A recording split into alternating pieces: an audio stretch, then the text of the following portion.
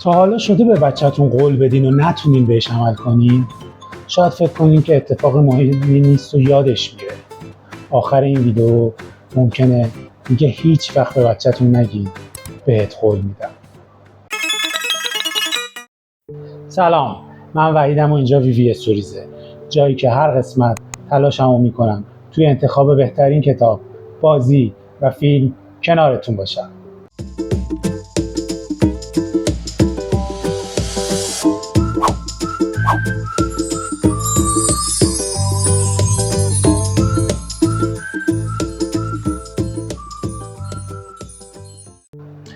این قسمت رو با معرفی بازی شروع میکنیم. بازی که این قسمت براتون در نظر گرفتیم اسمش از انتخاب. یه بازی کارتیه که شرکت بازیتا این محصول رو به بازار ارائه کرده. بازی خودش در واقع یه جمله خوبیه که بچه‌ها گفت، یه تجربه خوشمزه است برای ذهن کوچولوها که باعث تقویت مهارت‌های شناختی بچه‌ها میشه. روی خود جعبه بازی زده کودکان 6 سال به بالا، ولی طبق چیزی که ما به نتیجه رسیدیم بچهای 3 تا 5 سال هم میتونن این بازی رو بازی کنن، چون که اکثرا بچهای 3 تا 5 سال توی شمارش اعداد به صورت گفتاری هیچ مشکلی ندارن، ولی به صورت نوشتاری و وقتی که اونا رو میبینن دیداری توی تشخیصشون دچار مشکل میشن.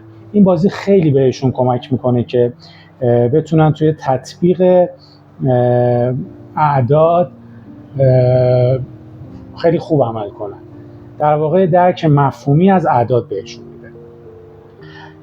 بازی کارتی و فکریه که تمرکز، هوش تصویری، شمارش و سرعت عمل رو تقویت میکنه. بازی برای بچه‌های 6 سال به بالا هم جنبه رقابتی خیلی بیشتری داره و اونجاست که دیگه اونا با سرعت عمل و تمرکز دیداری باید بتونن امتیازهای بازی رو مال خودشون بکنن. بازی نمره‌ای که توی اون 5 تا آیتم میگیره به این صورته که تناسب سنی رشدی نمره 6 رو میگیره، توی درگیری و ماندگاری توجه نمره 7 رو میگیره، تقویت مهارت ها هم نمره 7 رو میگیره، ایمنی و کیفیت ساختش خوبه نمره 6 رو میگیره و ارزش در برابر قیمتش با توجه به حالا متریال آنچنان مثلا زیاد و خیلی پرهزینه‌ای که نداره، یه خورده قیمت بازی به نظرم بالاست، ولی و ما نمره 5 رو بهش دادیم. در مجموع نمره 31، ولی با اینکه نمره 31 بازی که بچه‌ها رو خوب میتونه سرگرم کنه، خیلی هم بازی خنده‌دار و شادیه و توصیه میشه که توی بخش آموزش اعداد برای بچه‌ها گزینه بسیار مناسبیه.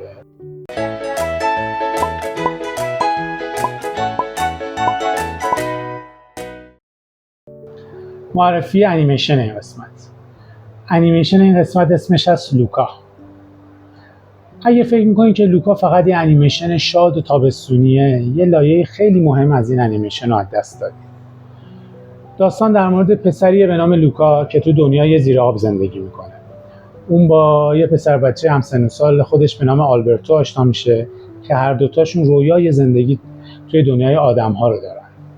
اما برای رسیدن به این رویا باید به قول‌هایی که به هم دادن وفادار بمونن، به هم اعتماد کنن و توی مسیر همراه هم باشن. یه چیز خیلی جالب که من توی انیمیشن دوست دارم اینه که به بچه‌ها یاد میده اعتماد یک شبه به وجود نمیاد و طی گذر زمانه که این اعتماد شکل میگیره. هر بار که ما به یه قولمون وفا میکنیم و اونو عملی میکنیم، یه آجر روی دیوار اعتماد میذاریم و هر بار که بدقولی میکنیم یه آجر از روی اون دیوار برمیداریم. لوکا در مورد دوستی و اعتماده. اینکه اگر میخوایم کسی به ما اعتماد کنه باید با رفتارمون بهش نشون بدیم، نه فقط با حرف و گفتار. به نظرم اگه خواستیم بعد دیدن فیلم با فرزندتون در مورد این انیمیشن صحبت کنین، میتونین یه سوالایی مثل این که اگه به دوستت یه قولی بدی و نتونی انجامش بدی چی کار میکنی؟ یا مثلا اگر که دوستت قولشو بشکنه و به تعهدی که به تو داشته عمل نکنه، چطور میتونی یه فرصت دوباره بهش بدی و دوباره بهش اعتماد کنی؟ انیمیشن لوکا تو سال 2021 ساخته شده و یکی از پروژه‌های بسیار موفق استودیو پیکسار و شرکت والت دیزنی که هر دوتاشون از درجه یکا و غول‌های این صنعتن. ببینین، نظراتتون رو حتما برای ما کامنت کنین و با زدن دکمه سابسکرایب هم ما رو خوشحال کنین.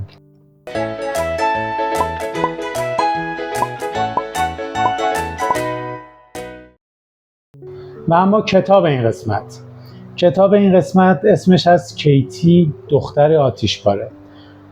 این کتاب یه جلد از، در واقع جلد 4 از یه مجموعه 14 جلدیه که انتشارات افق چاپ کرده. نویسندش بل مونیه و ترجمه آقای داوود شعبانی داریانیه با تصویرگری مارگرت چمبرلین.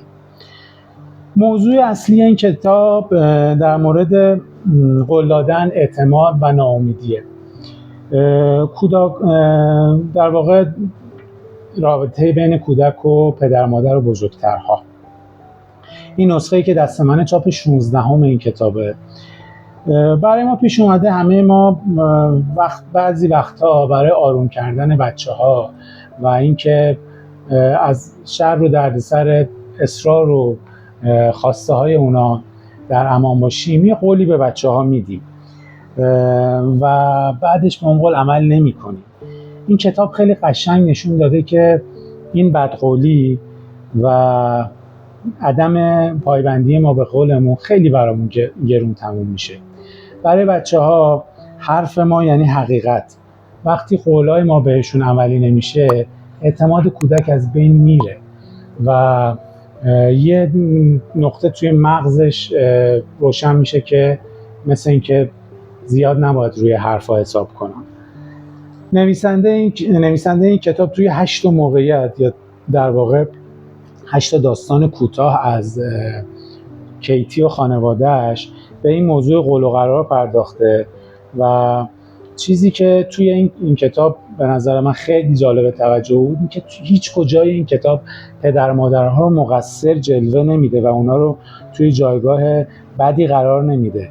فقط به اونا یادآوری میکنه که بچه‌ها حرفای ما رو کاملا جدی میگیرن و توی حرف زدن و توی قولایی که به بچه‌ها میدیم خیلی باید مراقب باشیم. از اون دسته از کتاباست که به نظرم بیشتر به درد پدر مادرها میخوره.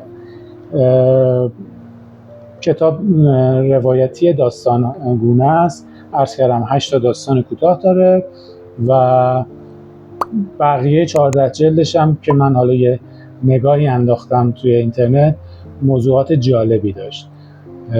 کتاب به درد بخوریه و امیدوارم که براتون مفید باشه.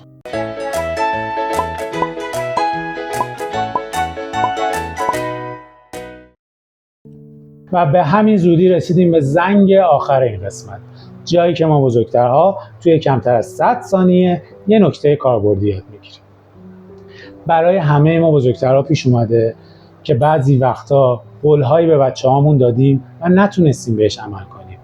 البته اون موقعی که داشتیم این قول رو به بچه‌ها میدادیم هدفمون انجام ندادن اون قول نبوده، بلکه به خاطر مشغله، گرفتاری و مشکلاتی که داشتیم نتونستیم به حرفمون عمل کنیم.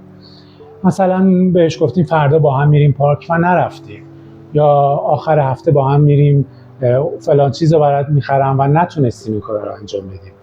یا توی موقع بیماری بچه گفتیم بریم دکتر، من بهت قول میدم که هیچ دردی نداره و بچه از آمپول دردش گرفته. به نظرم بهتره اینجور موقع‌ها به جای اینکه به بچه‌ها قول سفت و سخت بدیم از مفهوم دیگه استفاده کنیم. مثلا به بچه بگیم که فردا حتما اگر کارم زود تموم بشه با هم میریم پارک.